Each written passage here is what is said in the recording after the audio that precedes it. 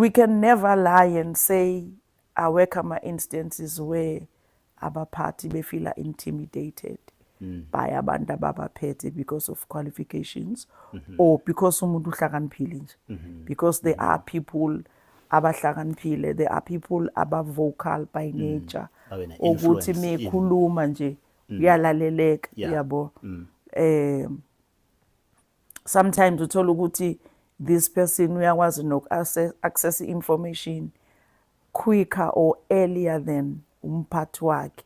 So ukuba understander as individuals kuyaba nomthelelo omuhle ekutheni ophethwe nophethe baba nama relations amahle. Kungabi khona ofila as if usufuna ukuthatha isikhundla sami, omunye angafili as if uyangibonazela ngoba naku ngifundile kunaye Yeah. ebe